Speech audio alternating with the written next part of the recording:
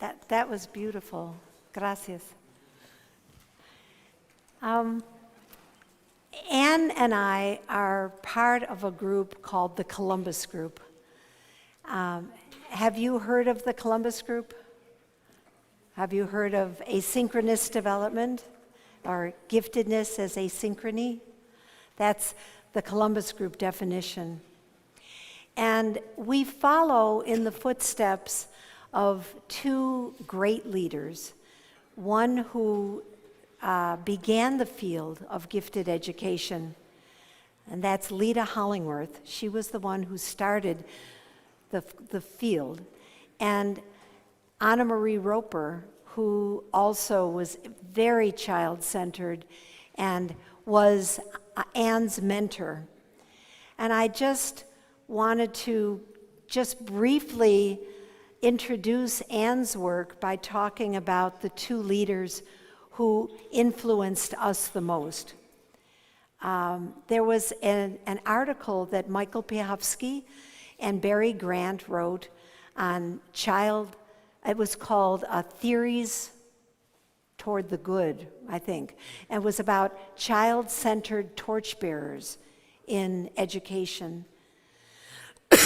And went all the way back to Quintilian and Comenius and Rousseau and Montessori, and went up to Lita Hollingworth and Anna Marie Roper as the two people in gifted education who represented the child-centered philosophy.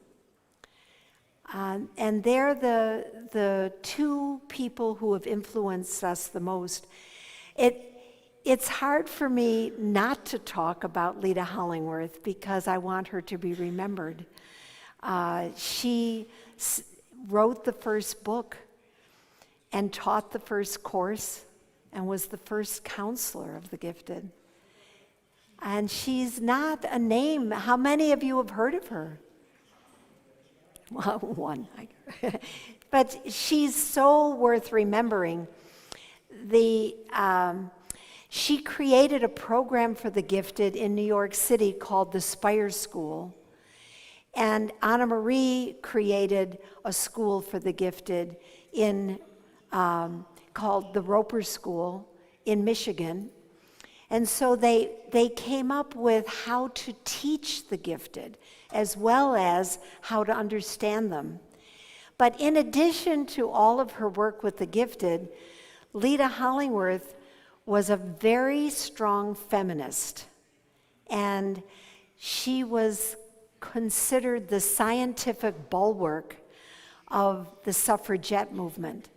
Women got the right to vote in the United States partially because she proved that women were equal in intelligence to men.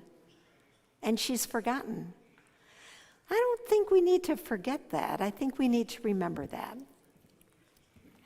So Anna Marie and Lita never met, but their philosophies are so similar, it's quite amazing. And she had the Roper School. It has lived for 76 years in Michigan. It's a beautiful child-centered environment. And there's a journal called Roper Review, which has articles about the gifted. And she wrote a wonderful book called Educating Children for Life, the Modern Learning Community. That book has been reissued, republished, so it's still available.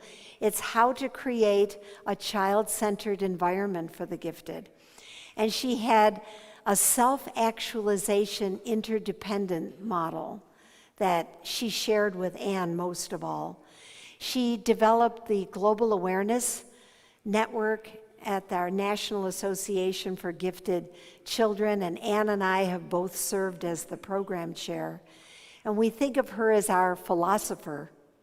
And she always, always talked about the importance of emotions. Very important. And she and Michael Piechowski worked together toward the end of her life. And he was the one who brought overexcitability. So she worked with that, and she was a member of the Columbus group. So these are very special people. They loved their gardens. We had many meetings in Anna Marie's garden, and this picture of Anna Marie was taken at her, right next to her garden. And this is a film clip from Lita Hollingworth's garden. And they both adored gifted children. A garden is not a competition. Oh, the tallest flower is not the most prized.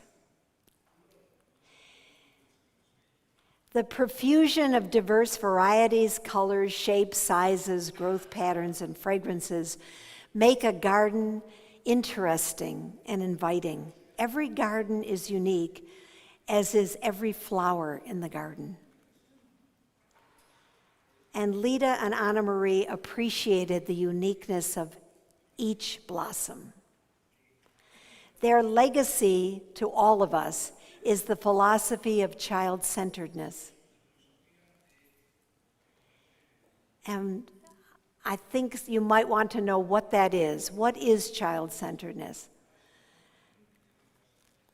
It is an I-thou relationship with a child, which honors this unique individual's equal rights, personal qualities, feelings, ideas, preferences, learning style, interests. It conveys to the child, you are important, much more important than your grades, than your potential, than the future direction of your life. You are worth listening to. I want to know what you feel and what you think. I am interested in you as a person. From a child-centered perspective, childhood is not preparation for life. Well, what happened here? Okay, then. It is life. We may need new batteries for this, so it'll work for you? New batteries? Every moment of a child's life is precious. And Barry Grant and Michael Piahowski wrote this article in which they talked about the importance of child-centeredness. They said, first and foremost, we have to be child-centered, not as lip service, but wholeheartedly. Being child-centered means respecting children's autonomy, providing experiences that enable children to follow their passions and be self-actualizing, and seeking to understand things from the child's point of view. The strongest argument for child-centeredness is that it regards children as ends, not means. It provides conditions for children to flourish, become themselves, and it does not impose a way of being on them. An understanding of the child's perspective and inner life aids us in assisting children to find their own way in life. And in the article, Lita Hollingworth was described as having this purpose in her educational philosophy: to assist gifted children's sensory, intellectual, emotional, and aesthetic development at appropriate mental level and pace of instruction. And the role of the teacher was to facilitate learning and emotional growth, to assist with the problems arising out of the disparities between mental and chronological age. So when we talk about asynchronous development, that echoes Lita Hollingworth's viewpoint of the disparities between mental and chronological age. And this is what Anna Marie taught Anne to do in a special kind of qualitative assessment, to really see children. Gracias. She taught Anne how to evaluate gifted children without any tests, just to use herself and to really see the child. Have you ever been really seen? Not for your potential, not for what you do for others, but for who you are. That was Lita Hollingworth's and Anna Marie's gift to gifted children, their enduring legacy. And this is what she wants, Anna Marie wants, what Lita Hollingworth wants us to give to the gifted children in our lives. Lita Hollingworth wrote this at the age of 21.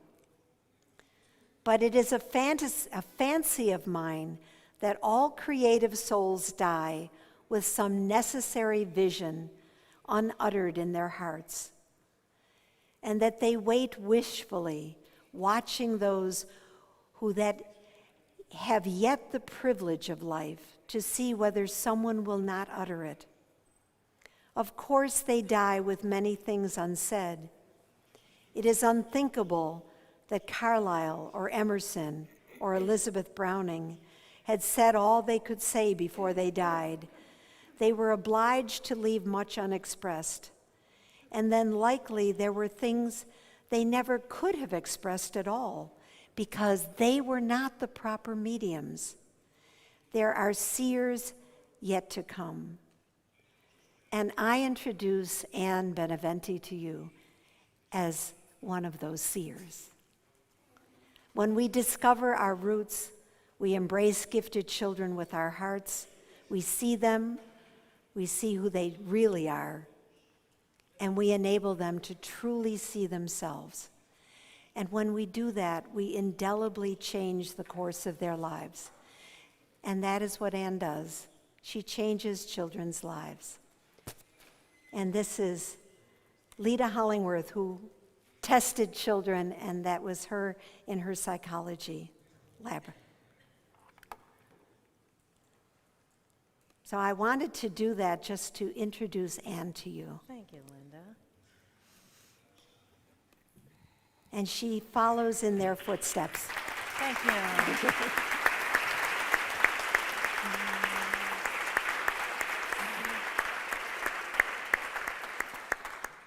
Thank you so much. It's really a pleasure to be here and talk to you about my favorite topic, gifted children, and especially their emotional development.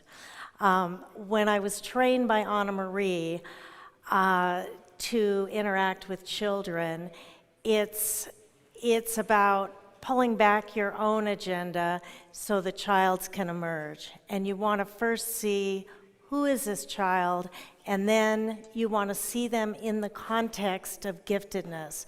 So we're looking for evidence of giftedness. Are they gifted? How gifted? And how do we know? And when I say how gifted, a moderately gifted child presents differently than a profoundly gifted child. And we can see all of this through their emotional life.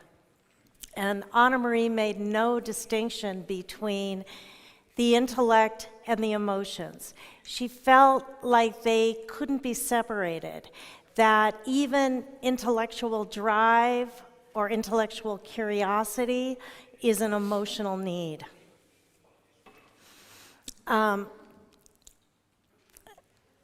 Is that on there right? Yeah, okay. The goal is to assist the gifted to be internally integrated and socially connected. So it starts with gifted children being connected to who they really are, and then connecting to others and the greater world. And we're always trying to help with this integration process. And Anna Marie talked about the inner essence, which she called the self of the child. And the self of the child is who we really are, and it's the intact piece of all of us. And so we want to see that aspect and help children connect to that. This is a quote by Stephen Pressfield. Our job in this lifetime is not to shape ourselves into some ideal we imagine we ought to be, but to find out who we already are and become it. So even though the self is the hidden part of us, it's the coherence.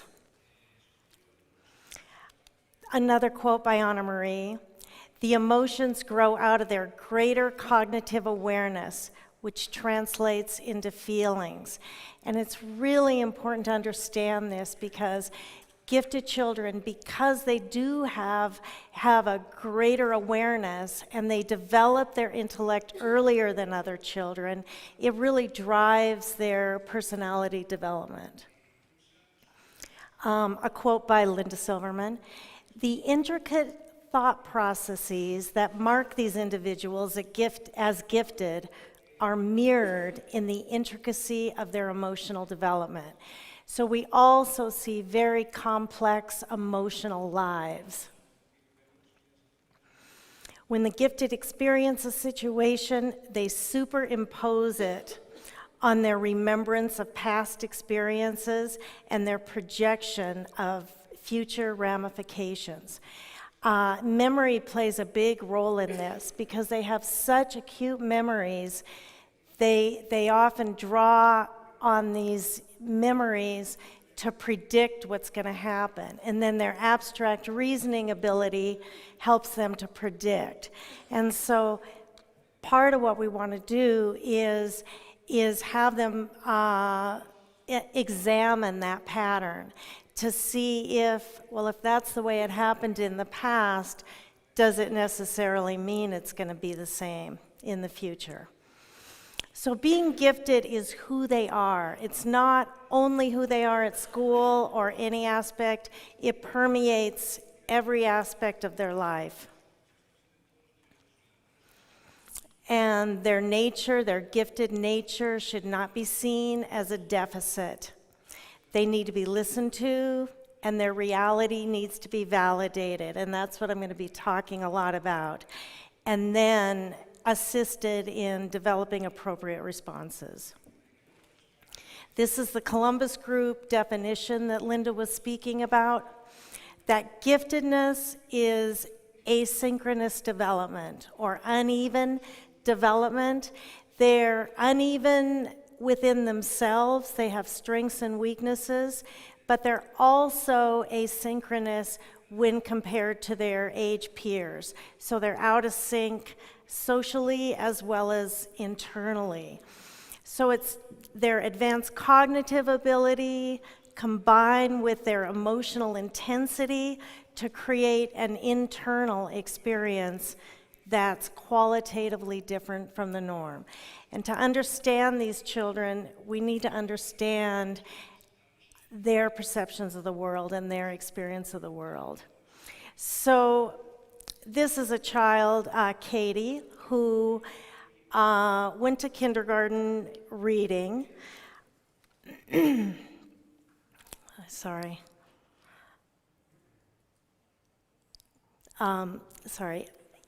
She was having a very difficult time connecting with her age peers, and she was having, just talking to the teachers at school.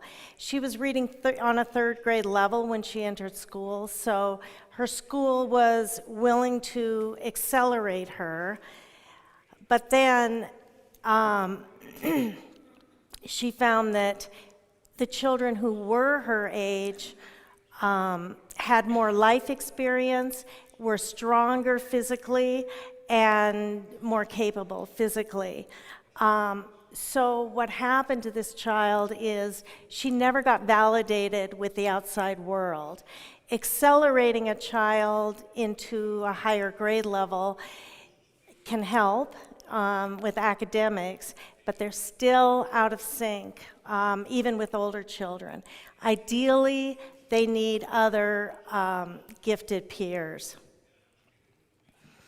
And again, Lita Hollingworth noticed that in gifted children, they were asking questions about origin, and destiny.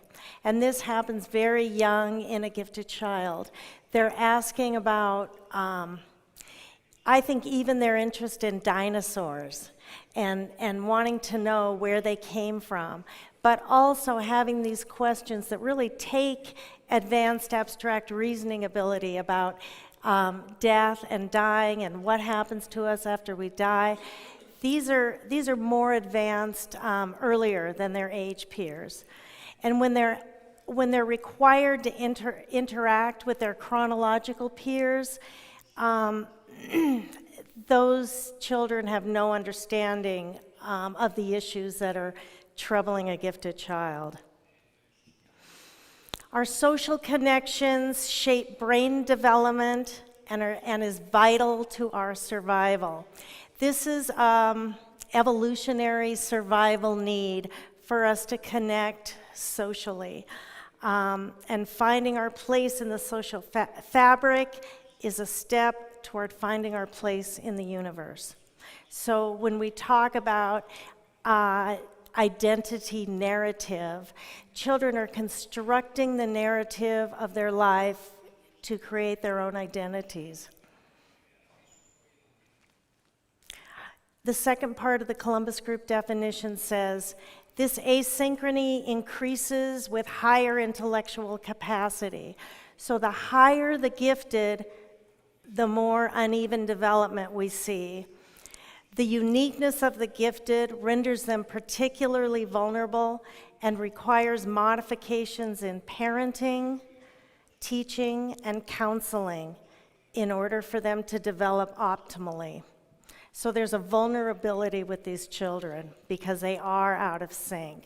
Another quote from Linda, semblances of composure and self-assurance often mask deep feelings of insecurity. The inner experience of the young, gifted person is rich, complex, and turbulent. So they might look like they're just doing fine, and often there's the perception that they're doing fine because they're doing fine academically. But inside, they could be just reeling emotionally. To a child, being different is equated with being strange and unacceptable.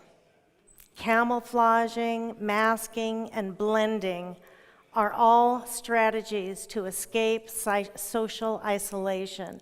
And we often see this in young girls, beginning even in preschool, where they will look at everybody and figure out how to behave, and then they act like everybody else.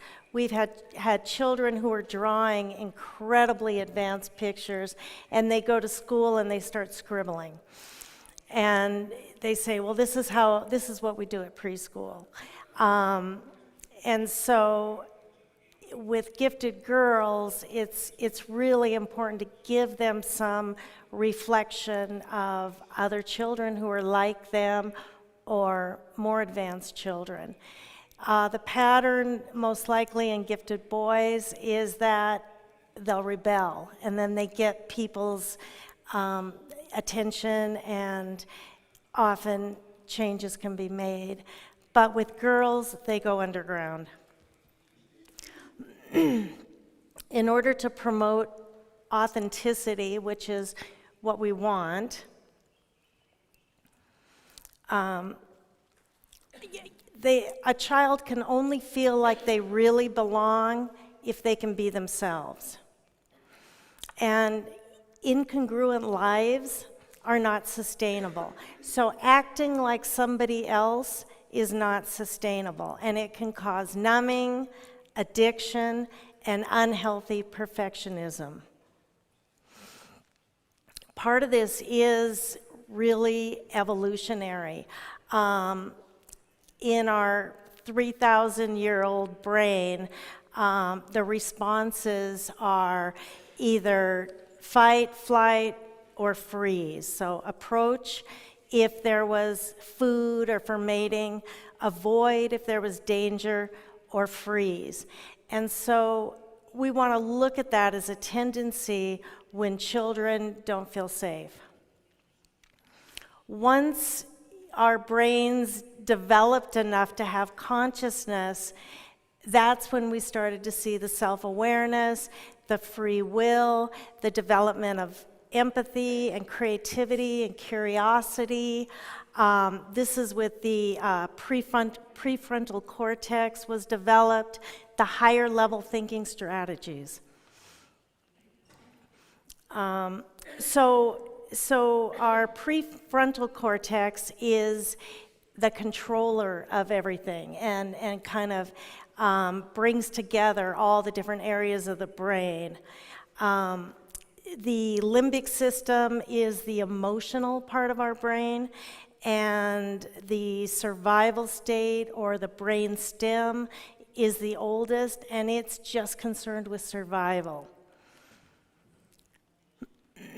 So we're wired for fear if we don't feel safe, and we're wired to explore, because in the higher regions of the brain is when that was developed, we started to explore just out of curiosity.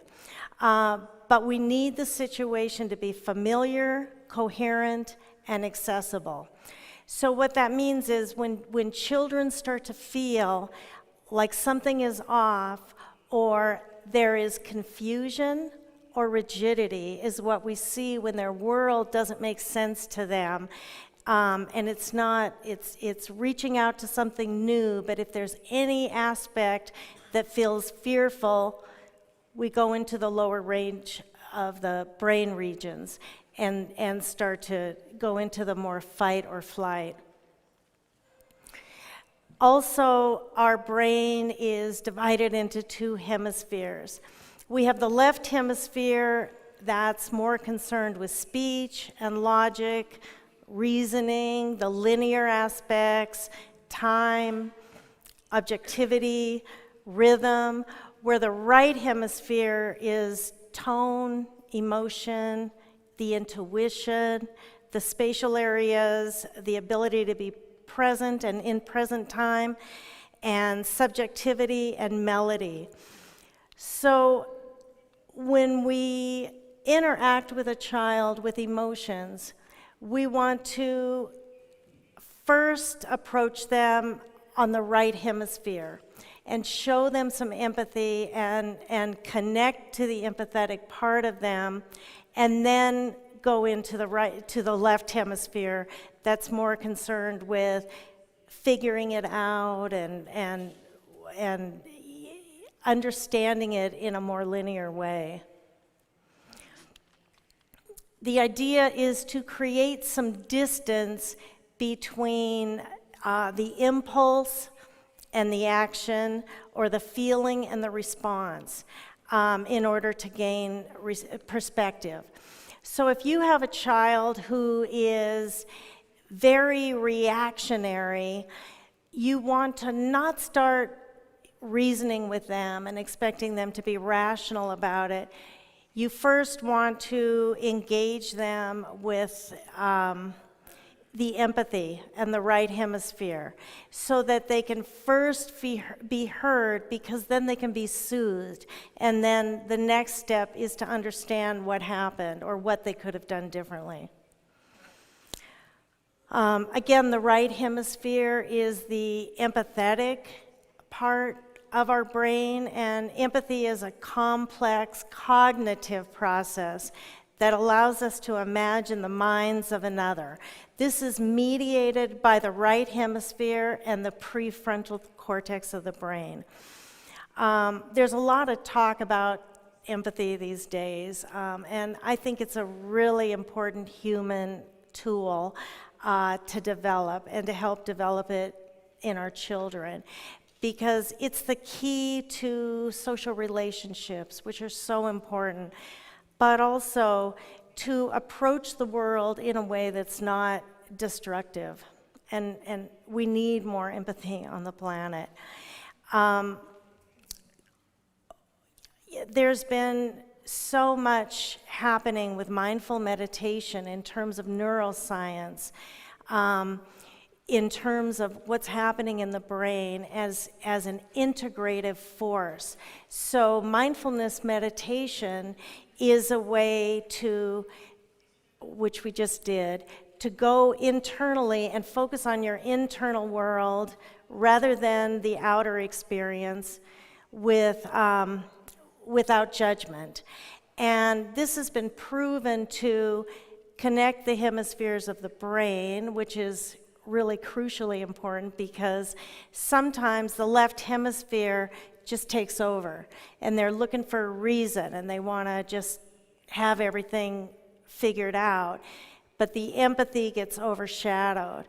And mindfulness meditation also connects the brain's, the different areas inside the brain.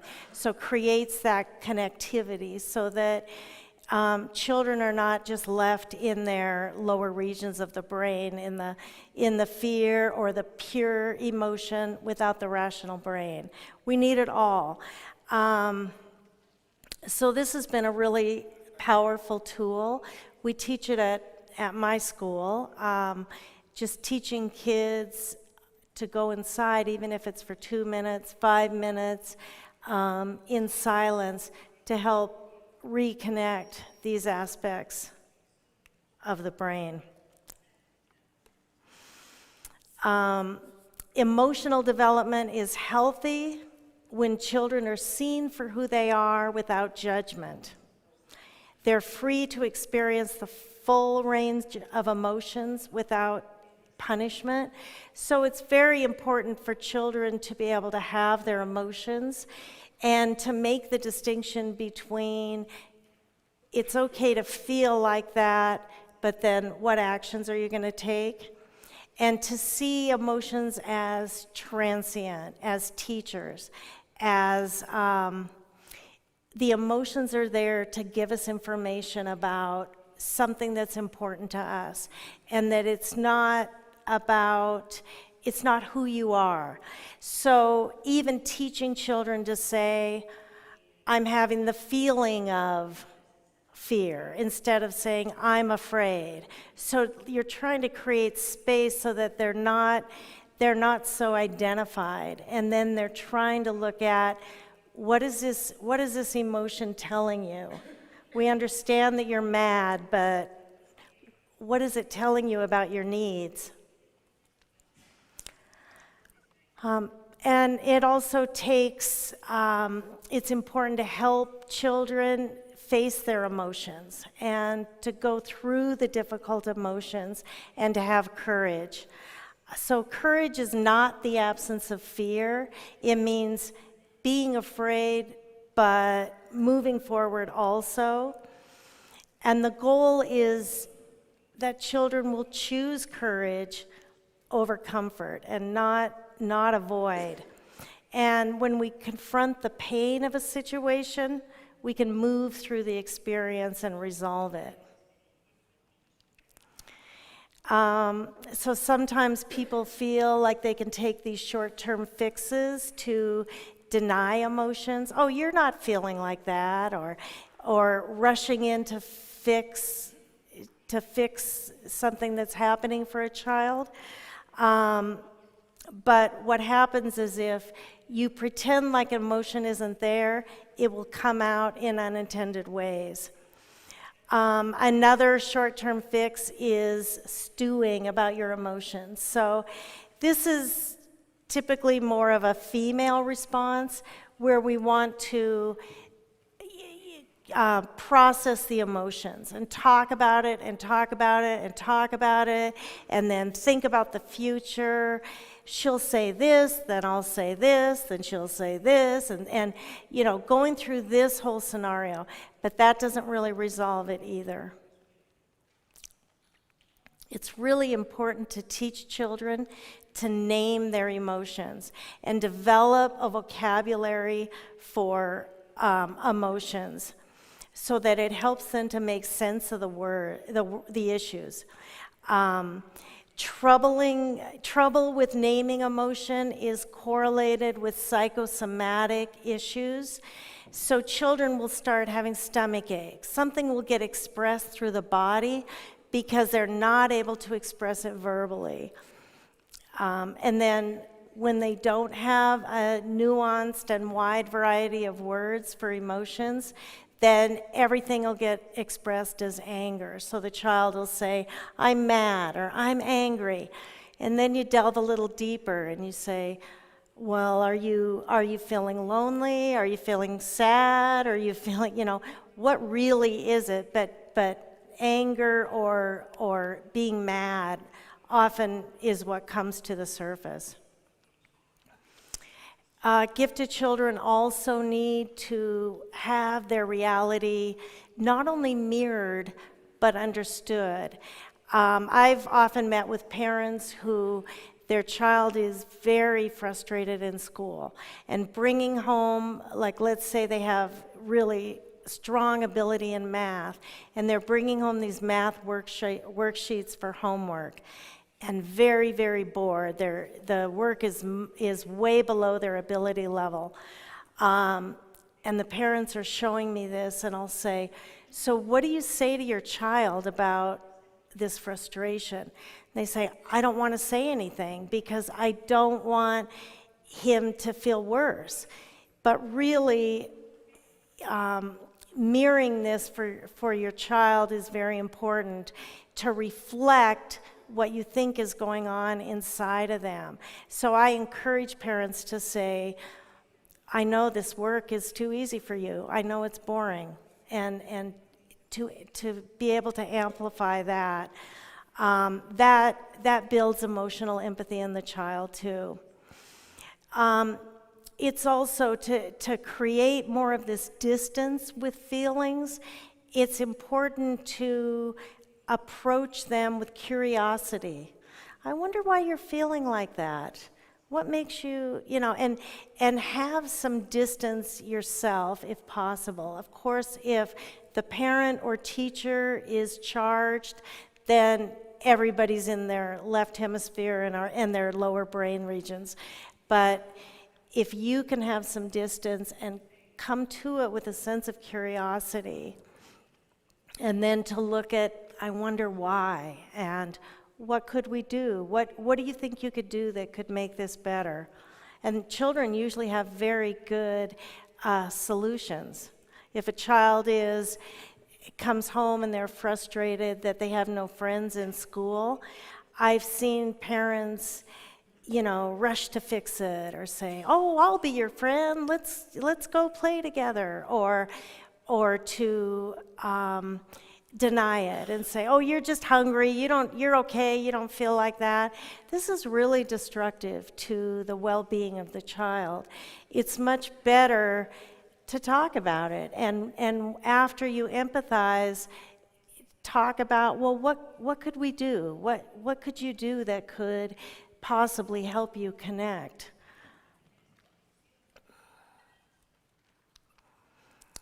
Self-acceptance is a huge part of this.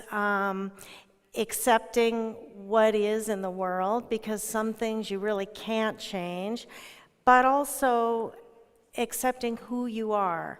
And then also building self-compassion. To look at things, again, with curiosity and with some distance. And giving ourselves opportunities to fail, and not seeing failure as the end of the world, but more as a learning opportunity. People who are self-compassionate with the way that they are with themselves, but also children who have self-compassion for themselves, they take better physical care and are healthier. We want children to be autonomous. There's a difference between autonomy and independence. Because to be independent and do what you want to do based on peer pressure or obsessions or compulsions, that's not autonomous. Autonomy is honoring children for who they are, not who you want them to be. And a way that you can encourage that is to give them true choices whenever possible. And if it's not possible to give them a choice, explain why. Just saying, because I said so, it doesn't build autonomy. And so it's always good to give them a rationale. And also to minimize external rewards. There's been so much research about rewards and punishments and how destructive they are to encouraging autonomy. They're really great for short-term fixes. They might it's like training a dog, where they might learn the behaviors and do it for that little time. But we're not always going to be there when children have difficult choices to make, and we really want children to be able to have a sense of values and make choices based on what's right and what's right for them. So in terms of developing values are something that is freely chosen by the person. They're not imposed. They're used as a guide, but not an absolute rule. And when somebody has a value, it frees them from social comparison. The whole thing of social peer pressure and the need for social comparison, the need for social connection is so strong that sometimes it really drives behavior. As I said, it's an evolutionary need, and especially in adolescence, to feel like you're accepted, to feel like you're part of the group. That's why sometimes children act like it's a life and death situation that they need to participate in some activity or have some certain jeans or shoes or something like that needs to be taken seriously. Not that you need to buy them whatever's the latest fashion, but to understand that this is something that's really, really important. But once children start to develop values, then they're coming from their own understanding of what's right for them, and they're not as swayed by peer pressure. And values change, they're active.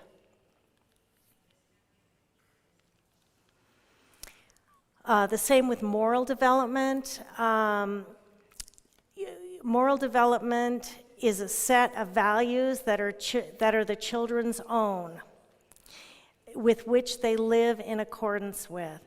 So it's much better for a child to do something that they think is morally correct within themselves, rather than doing something that they'll know they'll be punished for if they don't, or something like that. The way we've learned to handle our emotions is a predictor of lifelong success, and the most powerful predictor of a child's future experience is in coherence of their life's narrative. So where they have an understanding of who they are and the outer world makes sense and it's integrated, and within themselves they're integrated. I'll end with a quote by Anna Marie Roper. There's a gold mine of hidden creativity in each of these children, which can blossom into spiritual, emotional, creative, and scientific growth. We need to build bridges between the inner world of the individual and the outer world of society. So instead of changing children to be who we want them to be, it's better to understand who they are and help them negotiate life, but based on who they truly are. Thank you.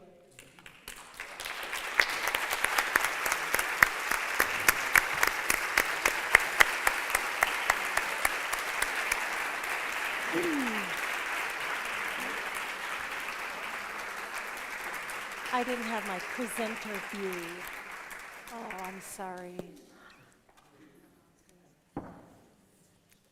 Okay.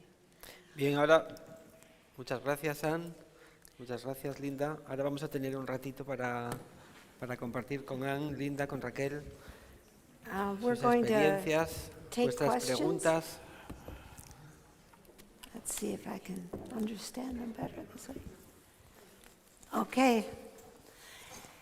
We've talked at you for a long time. And now it's your turn. What questions do you have for us?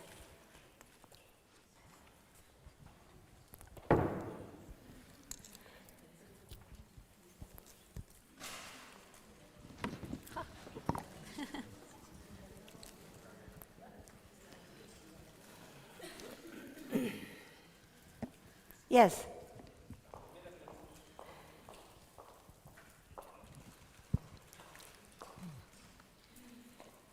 Hablando de la sobreexcitabilidad, ¿qué relación tiene con la gente paz? Con las personas altamente sensibles. This isn't on. Will you translate? Yeah, the overexcitabilities, what kind of relationship can have with the people who live with intensity, emotional intensity, that kind of people who are... I think she's talking about highly sensitive people. Can you not get this in No, English? I'm not Channel getting it. 2? Here. Am I in the wrong place?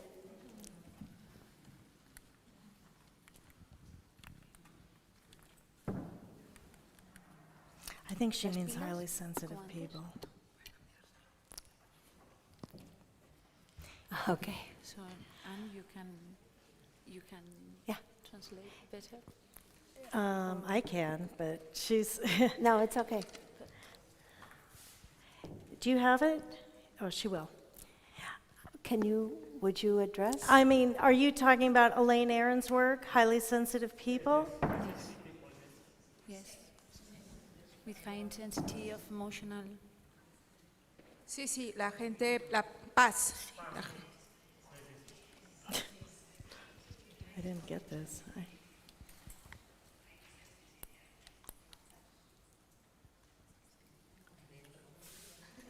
I think I'm on the right channel now, anyway.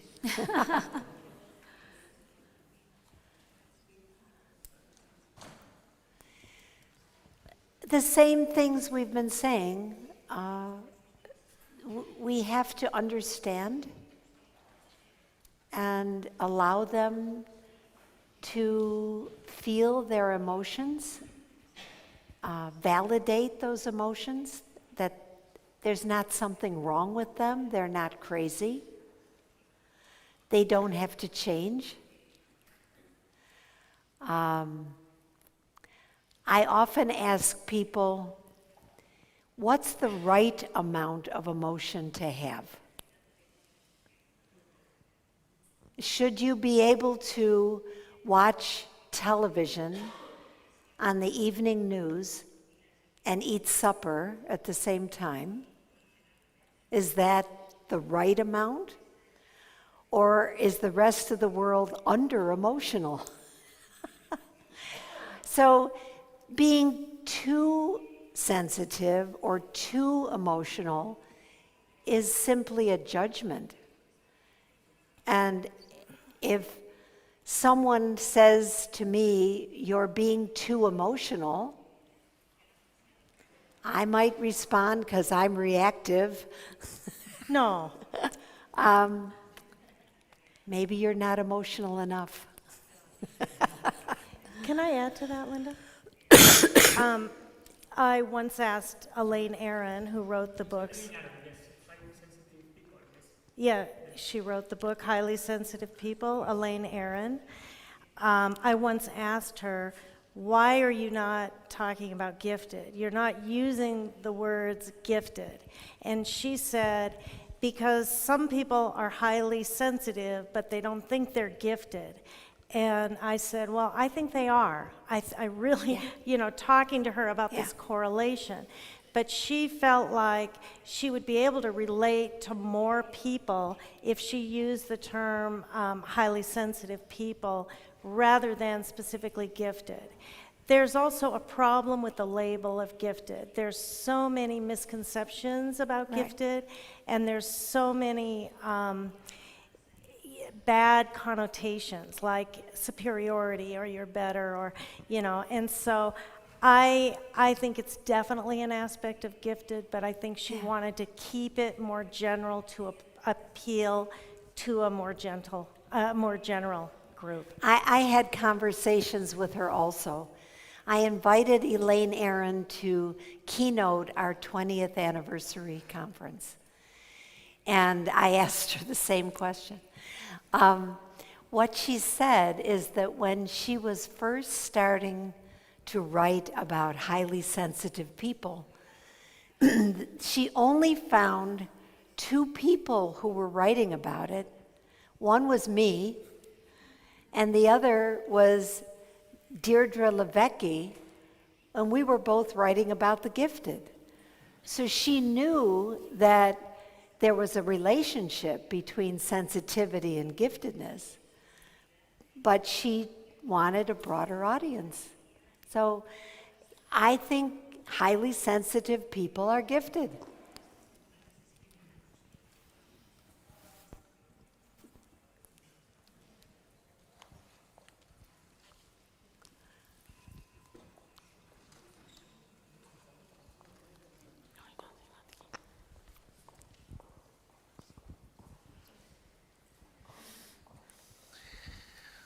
Hola, Hola. muy buenos días, encantado de conocerles.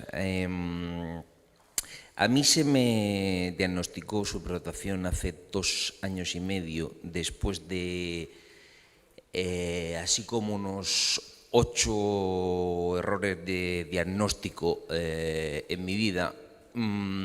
Todo tipo de patologías se me atribuyeron verdaderos premios Nobel de medicina, pero con V en vez de con B. Y yo tengo problemas desde pequeño.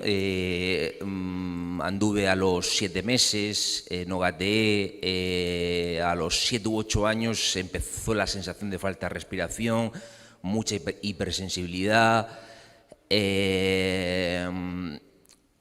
Y pues bueno, después pues empezó el peregrinaje por parte de médicos y demás, y nadie sabía. Algunos decían neurosis, algunos decían otros. La hipersensibilidad siempre me ha acompañado, y al mismo tiempo la ansiedad,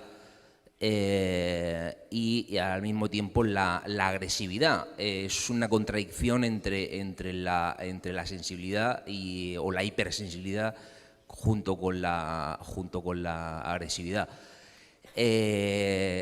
Supongo que la agresividad algunas veces pues va acompañada por la ansiedad y por la enorme susceptibilidad que tenemos por desgracia nosotros, porque esto es más una desgracia que otra cosa. Yes. Entonces, no, es una desgracia, créanme que es una desgracia. Entonces, sí, yo soy abogado y economista, y bueno, pues resuelvo los problemas muy rápidos, pero el problema es que tengo mucha ansiedad. Ese tipo de ansiedad. Y yo duermo poco, tengo que tomar algo para dormir, y aún así duermo 5 horas. Pues si no tomara nada, pues en la carrera llegué a estar sin dormir 3 días, sin dormir por la hiperactividad mental tremenda del hemisferio derecho. Entonces, mi pregunta es, la reducción de la ansiedad, ya que no se me descubrió desde pequeño, porque si desde pequeño se me hubieran dicho, o se lo hubieran dicho a mis padres, no estaría así con 38 años. La reducción de ansiedad y todo esto, porque no hay ninguna pastilla para parar de pensar, se me queda grabada todas las imágenes, pues esto que estoy aquí pues se me va a quedar para toda la vida. Es más, muchas veces no escucho porque cuando escucho ya lo sé y me aburro. Dabrowski, cuando le escribió esto, las sobrecitabilidades sensoriales, que son 7, en 1970, que hay que hacerle un monumento a este hombre, es porque porque dijo, algo pasa en niños que tienen problemas y y entonces pues la llamó esto. Mi pregunta, para cortar el rollo, es ¿cómo se puede reducir la ansiedad y demás? Con la meditación es muy difícil, como ustedes saben. ¿Cómo se puede reducir la ansiedad y esto? Gracias.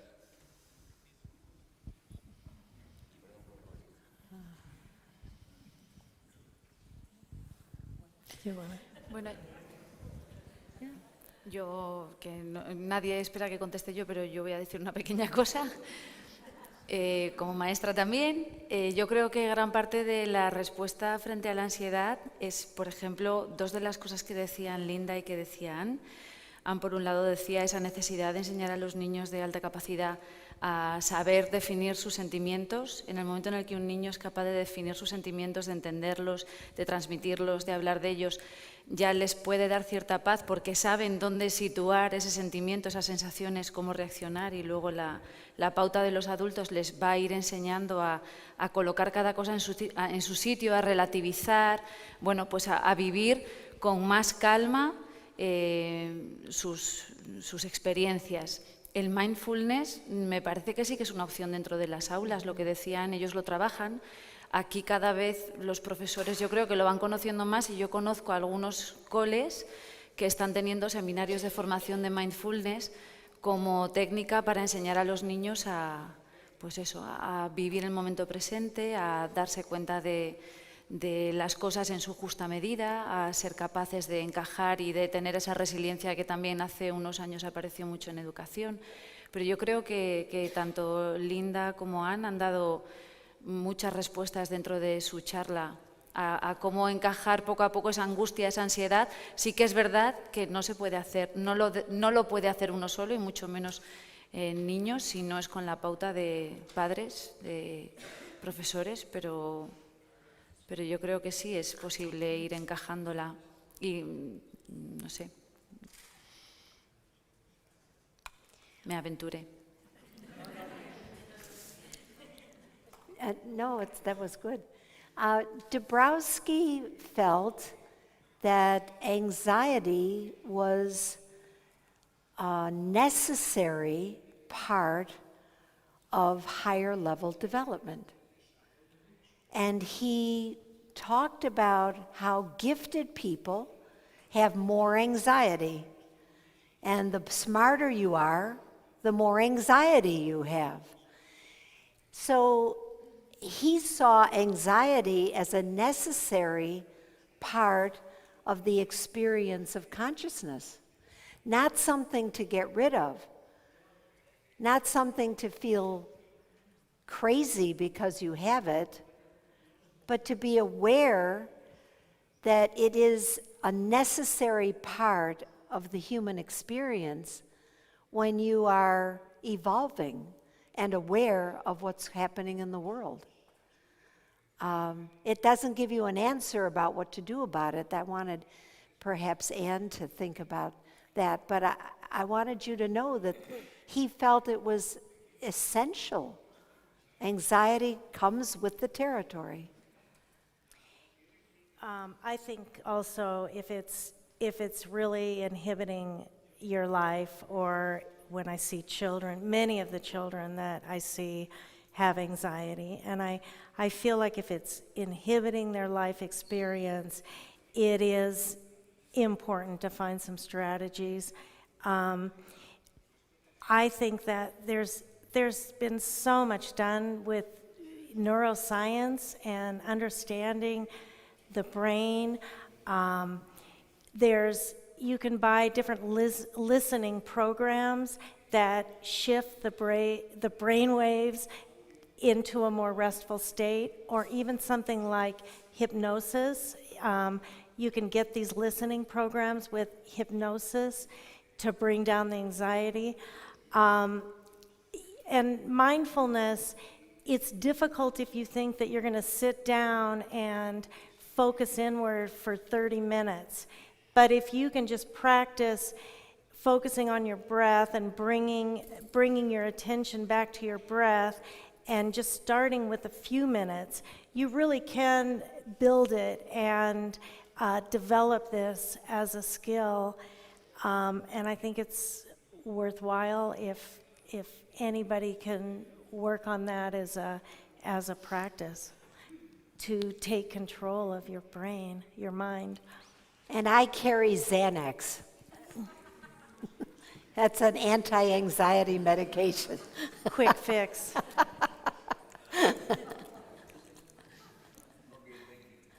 Thank you.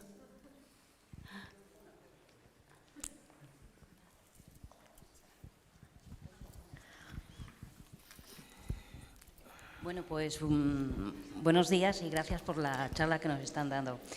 Vamos a ver, yo ya tengo un joven adolescente de 19 años, académicamente muy bien, pero desde hace aproximadamente 2 años yo desconocía el tema de la hipersensibilidad y de lo que están ustedes hablando, y notaba en él unas reacciones impropias a pues, las cosas que sucedían, ¿no? En una conversación parecía que le afectaba mucho ciertas cosas que yo consideraba pues normales, ¿no? Tuve conocimiento de ustedes y todo el estudio que tienen hecho, y ahora comprendo un poco más las reacciones que en algunas ocasiones tiene, ¿no?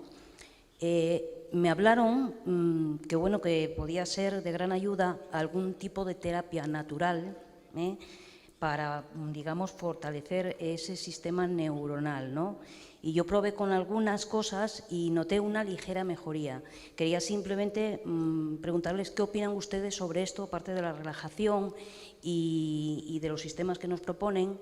¿Qué opinan sobre esas opciones que puedan ayudar? Si no es al 100%, pues por lo menos un porcentaje elevado, ¿no? Yo, de hecho, le estoy dando perlas, digamos, de estas omega 3, 6, 9 para el cerebro, y yo encuentro mejoría.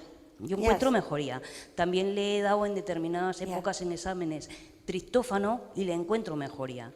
¿Hasta qué punto ustedes lo aconsejan, aparte de los tratamientos psicológicos y de afuera, digamos, de alguna manera?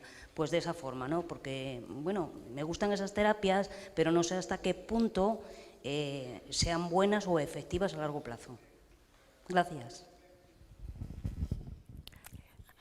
I'm a big believer in omega-3, omega-6 fatty acids, especially for ADHD symptoms.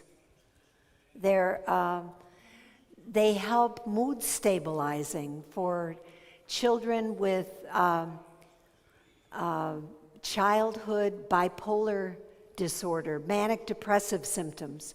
They're good stabilizers, mood stabilizers. Tryptophan, I don't know. Maybe. But you can also get these things in foods. Omega-3, omega-6 in salmon, tryptophan in turkey. And I do believe that foods can make a difference. I feel that the foods you eat in Spain, and Anne has said this over and over again since we got here, you eat healthier foods as a country. You prepare healthier foods than we eat in the United States. It's hard to find healthy food in the United States. But here, you have healthy food everywhere. And I think it really makes a difference. So I believe that food is a good thing to pay attention to when you come to natural things. I've seen that many gifted children have food sensitivities, and that if you try getting rid of certain things in their diet and just see what impact that has, that can make a big difference. In the highly and exceptionally gifted children that we've worked with, 160 IQ and above, a very large number of them were allergic to milk, dairy, sensitive to dairy. We've seen a lot of gifted children who were sensitive to wheat. We've seen a lot of gifted children where when dairy and wheat were both removed from the diet, the child's behavior changed overnight.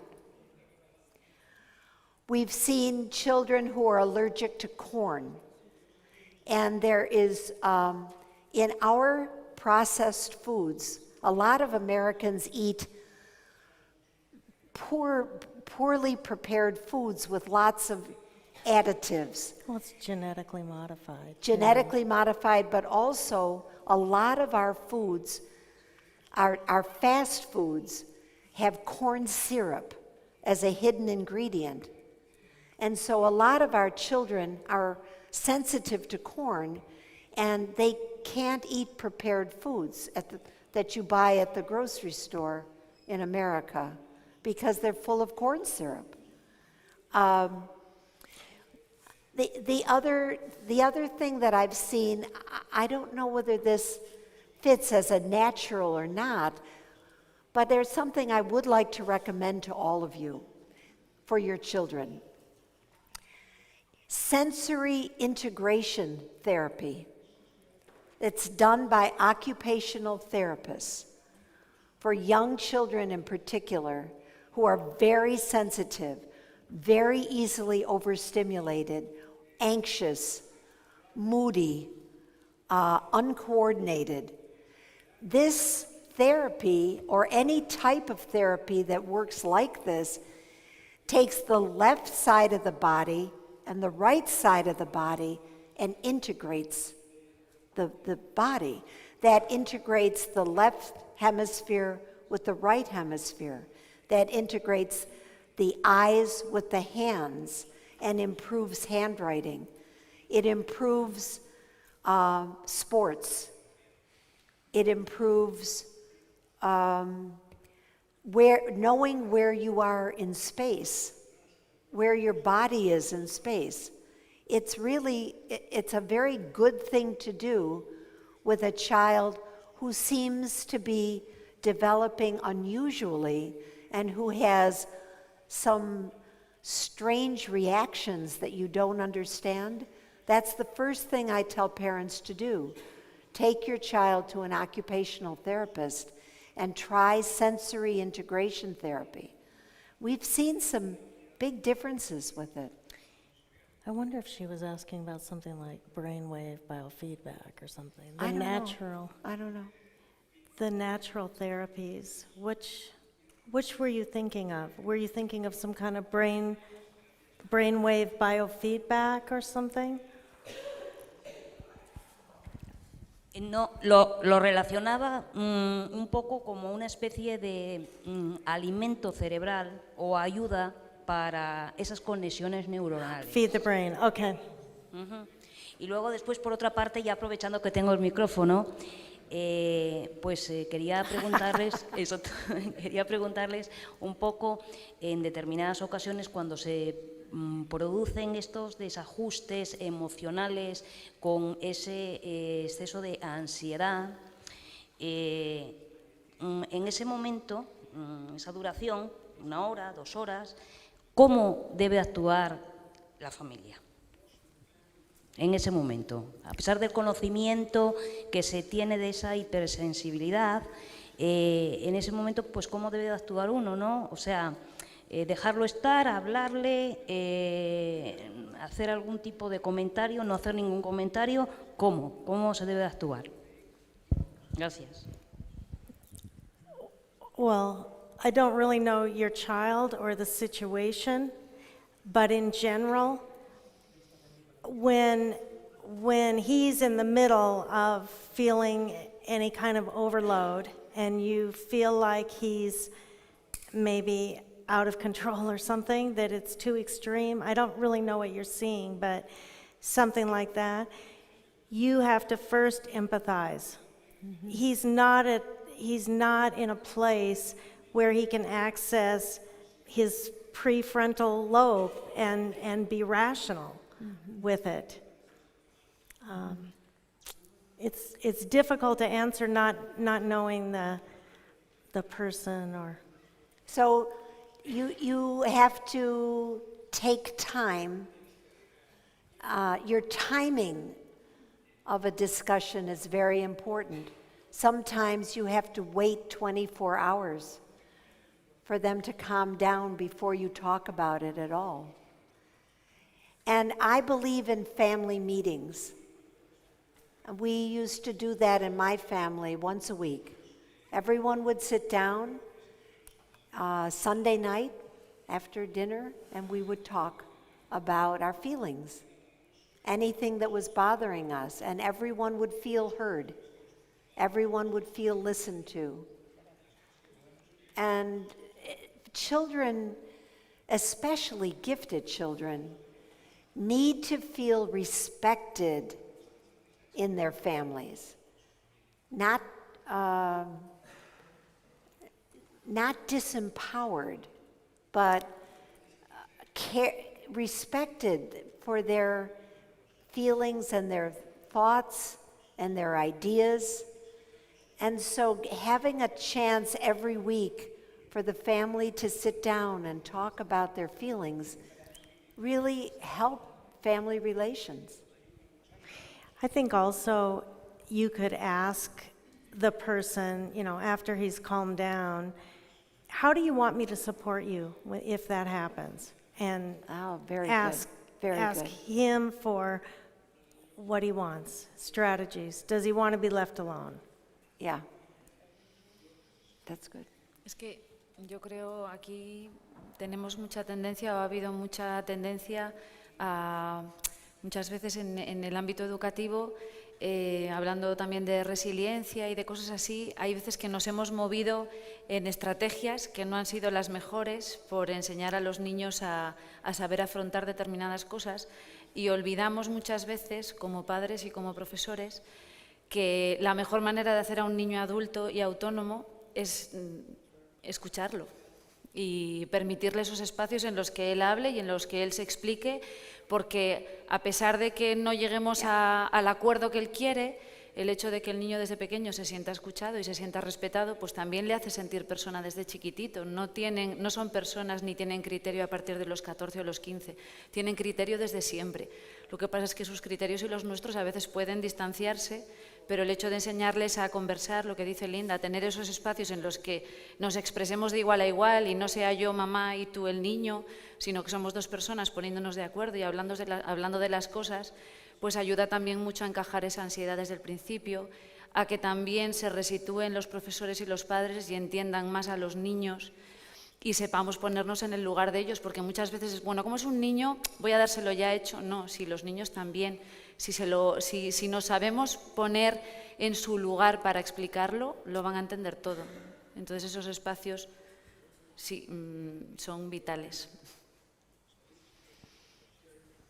Yo por complementar un poquito también la respuesta a la pregunta que dabas tú, tenemos técnicas desde el punto de vista psicológico que muchos años se desarrollaron con el trauma psicológico, que aplicado a este exceso de respuesta ansiosa o agresiva, que a lo mejor no hace falta, ¿no? en el momento, son muy eficaces, ¿no? Estilo técnicas de integración cerebral, EMDR, son técnicas que tienen una eficacia muy probada. En los últimos años, yo que estoy viendo más a chicos superdotados y estoy aplicando medidas de este tipo que tradicionalmente usábamos con trauma psicológico, la verdad es que la respuesta es muy buena también. Yeah, I agree.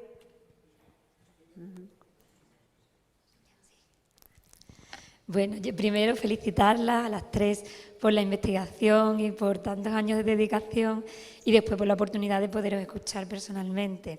Os quería preguntar, en Estados Unidos Aquí en España ayer se comentó que tenemos una situación que según el sitio donde estemos, la región o la comunidad en la que estemos, se define la sobredotación o la alta capacidad de una forma o de otra.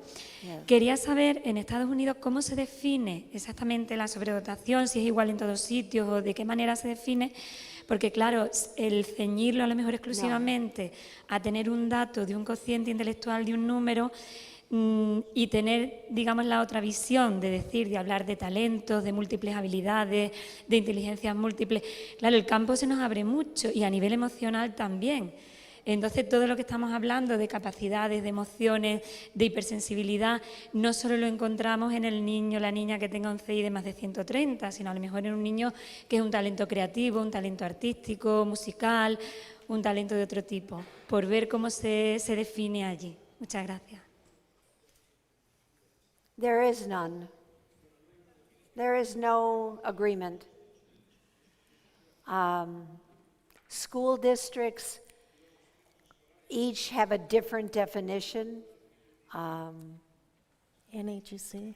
The National Association for Gifted Children defines giftedness as the top 10% of talent in a single domain.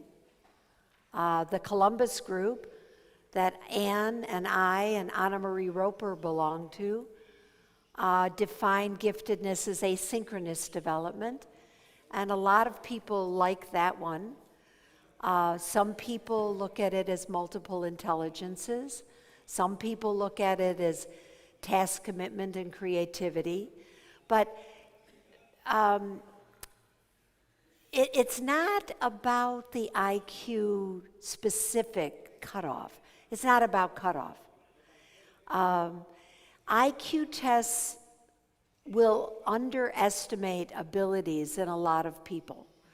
So a child who's very smart in math may actually be 130 IQ, but doesn't test that high, especially the double exceptional children.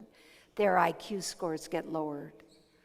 So we don't use IQ. Only 13 states in the United States even use IQ scores in the state definition.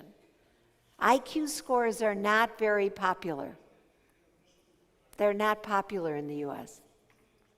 But there's basically these two camps. And the one camp is the achievement camp. And they're only interested in the marks, the potential for fame. Will you make a difference in the world in your domain? Are you going to become eminent? And then the other group that are interested in the inner world, overexcitabilities, the heart of the child. Anna Marie was all about heart, the emotions, the sensitivity, the moral sensitivity, the integrity. So those are the two basic camps, but they're not organized by state or region. They're not like that. In Anne's school, Anne has a school in California. They use asynchronous development as their basis for that school. There's another school that uses asynchronous development in Nova School in Washington. There's another school in Denver, Colorado, that uses asynchronous development. All private schools, though. Private schools, but a lot of public schools and school districts are using achievement. How high is the child's achievement test scores in mathematics, in reading? That's more important to a lot of public schools than IQ or sensitivity. They just want to know if they achieve, if they get good grades, and if they do well on achievement tests. So it varies tremendously. There's no no one definition. So how is it here in Spain? Aquí el problema que tenemos, que yo creo que es uno de los grandes problemas, según las comunidades se define de formas diferentes. Hay comunidades donde se basan exclusivamente en el cociente intelectual y además a partir de 130. Y, por ejemplo, la comunidad donde yo vengo, que es Andalucía, ahí ha cambiado mucho la forma de identificar y se habla, digamos, yo siempre me gusta explicarlo como que el nombre es alta capacidad y tiene 3 apellidos diferentes, que es la sobredotación, el talento simple y el talento complejo. La sobredotación, la característica fundamental, se le pide, fijaros, percentiles por encima de 75, no estamos hablando ni de 90 ni de 80, de 75 en 7 áreas, en 7 habilidades: razonamiento lógico, numérico, verbal, memoria, espacial, creatividad. Talento simple, cuando en una sola tiene un percentil a partir de 95. Un chico o una chica que es muy bueno en una cosa, un talento matemático, un talento verbal, un talento espacial.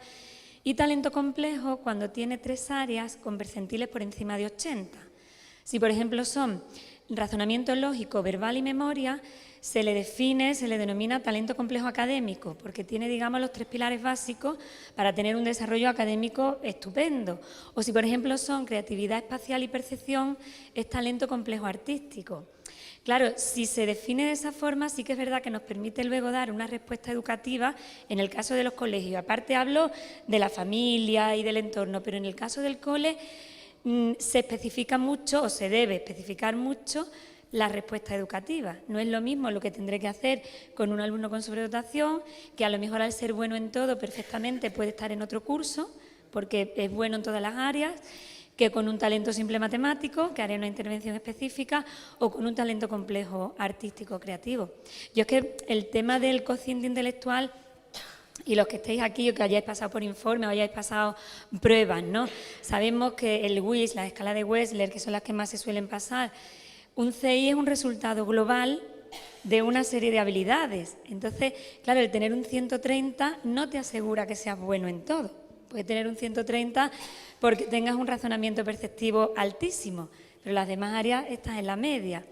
Entonces, claro, lo que pasa es que yo entiendo que después a nivel práctico es muy difícil hacer una intervención en los colegios, porque claro, ya no estamos hablando de una respuesta educativa o de 2, estamos hablando, de un derecho que tiene cada niño y de atenderlo también en función de sus características individuales.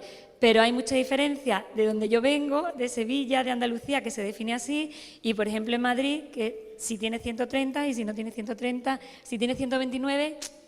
que en Andalucía pasaba antes eso, tú decías, tiene 129, ¡ay, qué pena! No se puede hacer nada, ya no es nada, afuera. Entonces, I would like to address what they do in Madrid. That's wrong. Claro, It's es un wrong. error, es un error. What I do for a living is test children. We've tested 6,400 children on IQ tests. There's something called the error of measurement. The error of measurement says that if you test 129 and you take the exact same test 2 days later, you could test 133. And the child that tests 130 could take the same test 2 days later and get a 126. Without understanding the error of measurement, it is inappropriate, wrong thinking to say 130 is gifted and 129 is not gifted. That is not psychometrically defensible. The other thing that you need to know is that there are new IQ tests. The new IQ tests have many factors. They have 4 factors or they have 5 factors. The more factors there are in an IQ test, the weaker the full-scale score is a unitary construct. The full-scale IQ score is not an appropriate way to identify gifted children. If you're using an IQ test, if the child is gifted in one composite score, like verbal comprehension, or perceptual reasoning, or fluid reasoning, one composite is enough to be considered gifted. A full-scale score is not accurate anymore. And I just finished a chapter on this in which I said, it's time to put the full-scale IQ score to rest. It no longer serves us. It no longer is the right tool to identify the gifted, and it is no longer appropriate to use cutoff scores on a full-scale IQ score that's meaningless when a child is high in one composite and average in another. It's meaningless. So I hope people will listen to that.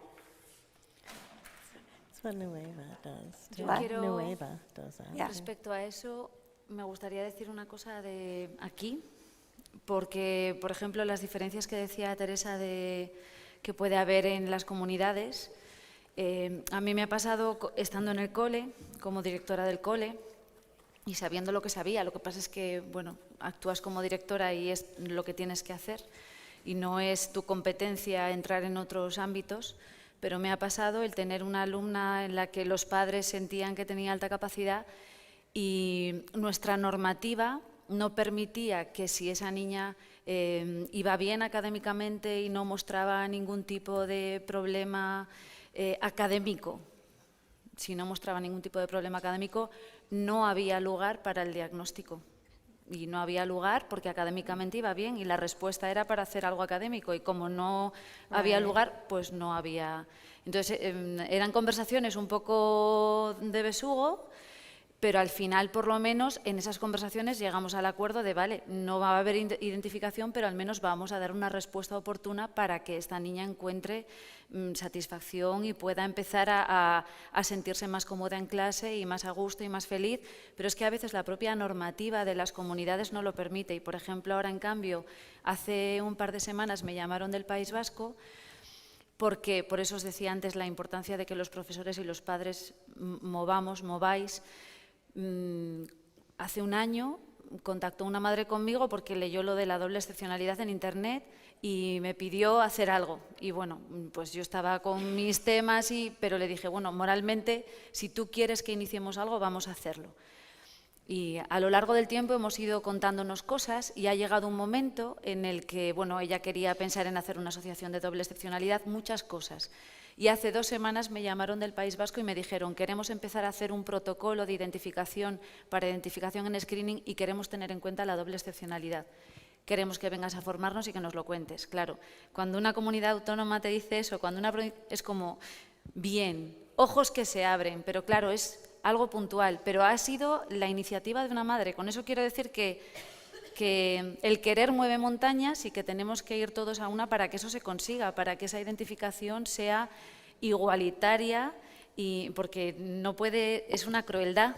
Ser un niño de alta capacidad en el País Vasco va a ser mejor que serlo en Cantabria, pues no me parece. Me parece que deberíamos intentar que todos tuviéramos la misma respuesta. Pero para que veáis eso, esas diferencias que decías que son brutales. Al final, crear conciencia, yo con mi consejería he estado hablando para que tuvieran eso en cuenta, pero bueno, en Cantabria sí que yo tengo la sensación de que vamos muy, muy atrás y bueno, por lo menos ya la conocen y han dicho que sí, que la entienden y que la comparten. Entonces veamos si cada vez es más real. Vamos a hacer como la compañera de antes, aprovechando que tenemos el micrófono, vamos a preguntar otra cosita que estábamos aquí debatiendo las dos, hablando un poquito. ¿Qué pruebas o qué test? Before you raise a second question, how many of you are psychologists? Wow. How many of you give IQ tests? Okay. I would like those of you who give IQ tests I would like to send you this chapter that I just wrote.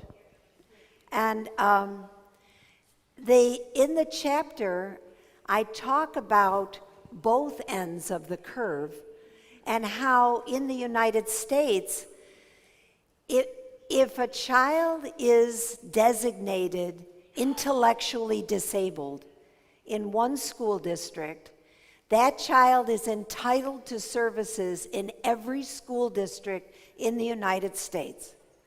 But the same thing happens in the United States as happens in Spain when you're gifted. You can be gifted in one school and not gifted in the next school. You can be gifted in one region and not gifted in the next region. And I make the case that gifted is legitimate special education and deserves to be taken as seriously as special education on the other end. So that if a child is identified as gifted, that giftedness is real and goes with them to every single place they live. That's in the chapter. So I will give you, I'll put my email address on we'll share that, so I can send you that chapter. Your other question, Teresa. La segunda pregunta, verá, y haciendo alusión a eso, un breve comentario, porque a nosotros nos ha pasado en Sevilla, a lo mejor hemos recibido familias que han venido de Madrid. En Madrid le dijeron que no eran, y en Andalucía eran, y al revés. Niños que iban evaluados los trasladaban a la familia, a Madrid o a cualquier otro sitio, y allí ya no lo eran. Yo me enrollo mucho, pero lo voy a hacer muy rápido. La pregunta en concreto era que si utilizabais las escalas de Wechsler, el WIS 5, el WIS 4 para evaluar, y meto un inciso mientras lo piensa Linda. Yo insisto mucho a los papás, de verdad, porque en Andalucía tenemos lo que tenemos gracias a las asociaciones. Yo formé parte del comité de expertos, ¿no?, que elaboró porque a raíz de cambiar la normativa se elaboró incluso un protocolo de detección y para de forma sistemática evaluar a todos los alumnos que entraban en primero de primaria y en primero de secundaria. Ese protocolo ha hecho que se vaya dando visibilidad, muchísima más visibilidad a las altas capacidades, pero de una forma descomunal. ¿Qué ocurre también? Que ese cambio de definición del CI tuvieron una responsabilidad y un peso enorme en las asociaciones de padres, que llevaban luchando muchísimo tiempo. Las asociaciones de padres, con expertos, con gente preparada, que se sabía que las nuevas teorías de las inteligencias hacia donde van es hacia buscar una multiplicidad, una pluralidad, el ver que todos tenemos una serie de habilidades, llámalo inteligencia, habilidades, competencias, como lo queramos llamar, pero que lo importante es saber los puntos fuertes de cada uno y poder atender y poder enriquecer. Pero que yo os animo a todos los que son padres y profesionales que luchen porque se consiguen las cositas y sobre todo que ahora mismo hay una normativa que respalda ya ese tema. Antes no había nada. Yo antes iba a explicar o iba con un informe y era buena, ya viene esta aquí a decir que los niños que son muy listos, qué suerte, ¿no? Si son listos no les vamos a dar nada más. Pero ya hay una normativa y se consideran, como tú decías, a los del de la campana de Gauss, alumnos con necesidades específicas de apoyo educativo, con lo cual eso hace que tengan derecho a tener una respuesta educativa concreta. Nuestra pregunta era si el test era el WIS 5.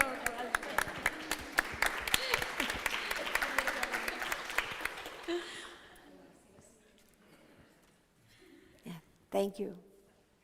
It's true. In the United States, parents made all the difference.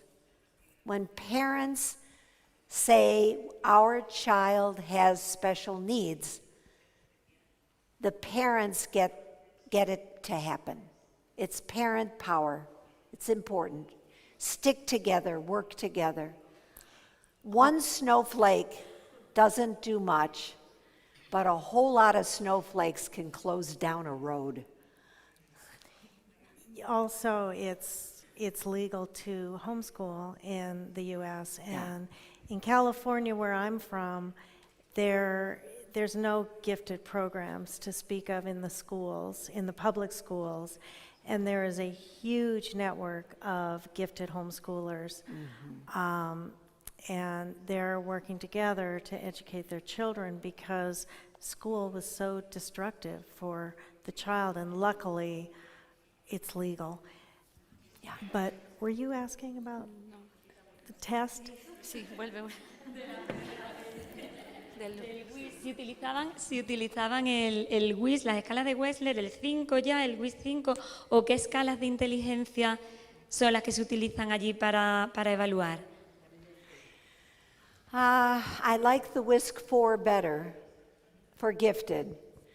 We developed extended norms, and we're trying to create extended norms for the WISC-5 for gifted and highly gifted and exceptionally gifted children. But I don't know. I mean, they're not out yet. They may not be out for 5 years. But the WISC-4 has extended norms, and I think it's a better tool for the gifted, the WISC-4. Yeah. But the schools are using achievement testing because you can do group tests and they don't put the money Right. into individual or even IQ tests Right. unless the child is really below grade level, not for gifted. Right.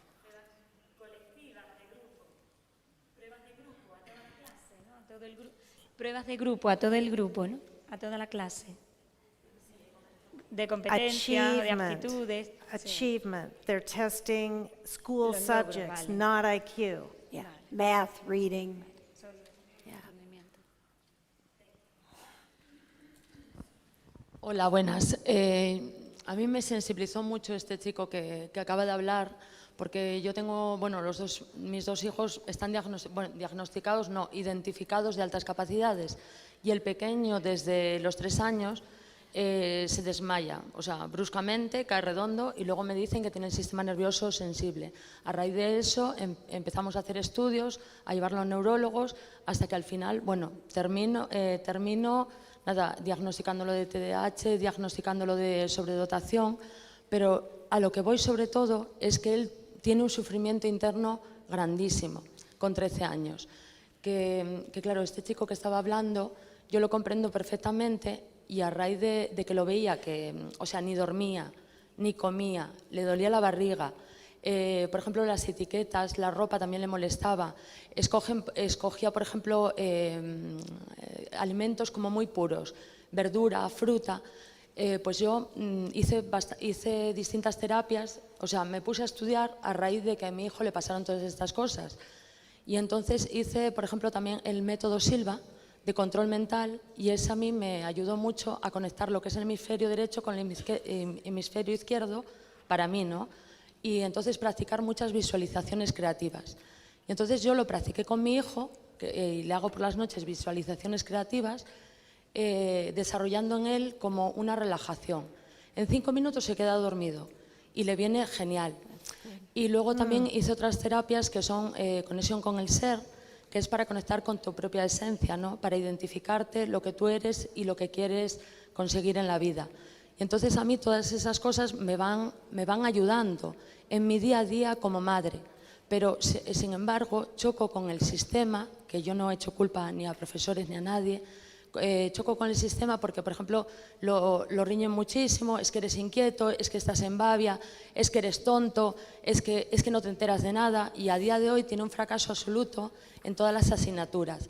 Entonces, nosotros como padre estamos como muy frustrados e impotentes de no saber qué camino seguir, porque nosotros no estamos enfrentados al sistema, ni estamos en contra de nada que sea educativo, ni académico, pero sí que es verdad que en las escuelas o en los institutos tendría que haber una figura terapeuta para mí, terapeuta de integración sensorial, que también hice el curso, porque ya no sé cuántos cursos hice, vamos, hice tantos que ya no me caben en la cabeza, que los ayudara a estos chicos a no tener que enfadarse y sentirse tan mal que se tengan que desconectar. O sea, el mío cae redondo, ¿eh?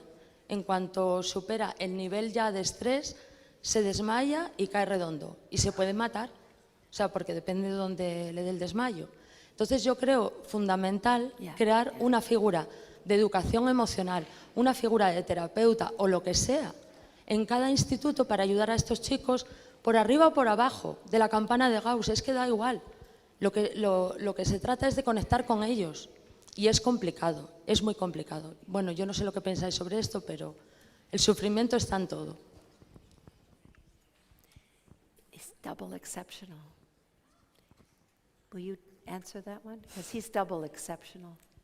And what can she do? But she's talking about having someone in the school. Yeah. Es que me está diciendo Linda que lo que le estás contando es doble excepcionalidad que tienes. No sé. What do you want to tell her? Because I'm going to tell her about the possibility of having someone in the school. But if you want to tell her something about what to do as a mother, this is a child who is double exceptional, twice exceptional, and needs to have an evaluation of the issues. And we have something in the United States, I don't know whether you have it here, we call it a Section 504 plan for handicapped individuals that requires a certain accommodations in school. Is there nothing like that here? sí, en la escuela. Required by law. Required by law. It's the protection of handicapped individuals, nothing in the schools?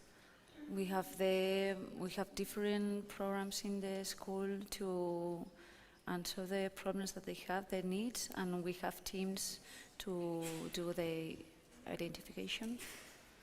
But does the region or is there Yeah, any? in each region, we have it in each region. Each region? 'Cause Although the law is different and the competencies of their teams are different. But this child needs to be protected. This is a child that they need to have a special plan to protect him from getting so stressed that he faints. That type of situation, there would be a study team and there would be a place for the child to go to talk with a therapist at school or to calm down in a library or somewhere to be able to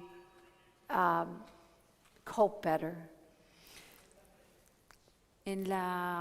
Aquí tenemos equipos de, bueno, sabes que dependiendo del tamaño de los colegios o institutos, hay orientadores, que suelen ser la mayor parte de ser psicólogos, y luego también aquellos colegios que no son lo suficientemente grandes son atendidos por equipos de zona que cubren diferentes colegios o institutos a los que se acude para hacer las identificaciones y para orientar a los profesores para la respuesta educativa.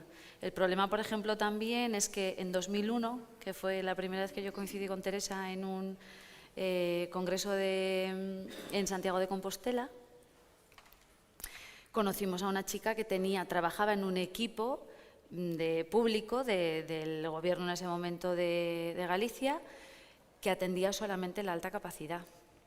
Entonces, claro, cuando yo lo oí era como, de hecho hoy en Cantabria tenemos equipos variados, el único equipo específico que tenemos es de atención temprana, para niños que están escolarizados en educación infantil, pero el resto son equipos genéricos. El problema es, un terapeuta por cole, pues quizás sea una respuesta más allá, pero la posibilidad de que en las comunidades autónomas hubiera un equipo de orientación específico para la alta capacidad, a mí me parece que es algo factible, que no es nada que pidamos que esté lejos de algo que se pueda hacer y que sí que daría respuesta muy concreta, porque el problema hoy por hoy de muchas de las personas que están en los equipos es que tampoco están bien preparadas para la alta capacidad. Hay gente, sí que la hay, claro, y también depende mucho de la inquietud de cada uno y lo que estudie, pero si hubiera un equipo específico, pues se solventarían un montón y los profesores también tendrían más formación. Si movemos a las consejerías, también las asesorías de los centros de formación de profesorado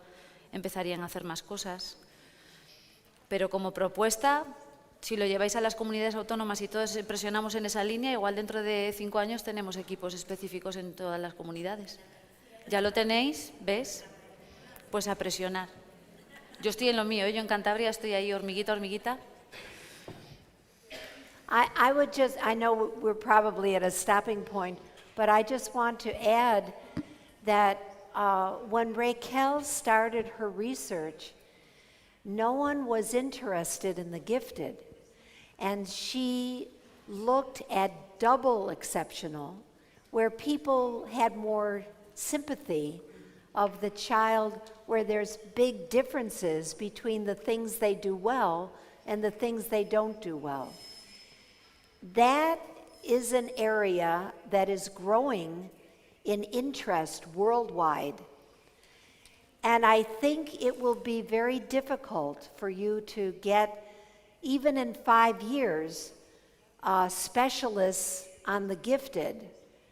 But I think you should follow what Raquel did and try to get specialists on twice exceptional, on gifted children with learning disabilities, because that's something people can understand, that those children need support. If you're gifted but you can't read, or you're gifted and you can't do math, or you're gifted and you can't tie your shoes or ride a bicycle, or you're gifted and there's something you can't do that's really tremendous difference, that's something I think in 5 years you could get a specialist to help children who are gifted and who are having difficulties, like you did, like you found that population. And that was 15 years ago. I think that would work. Muy bien, una mañana intensa. Por si acaso, cuando empezáis a aplaudir no se me oye, quería dar un aviso, y es que las personas que tengáis la comida, que la vayáis a hacer aquí en el Calatrava, con la organización del Congreso, salgáis por esta puerta de mi izquierda, vuestra derecha, porque está preparada aquí. ¿De acuerdo? Muchas gracias a las tres.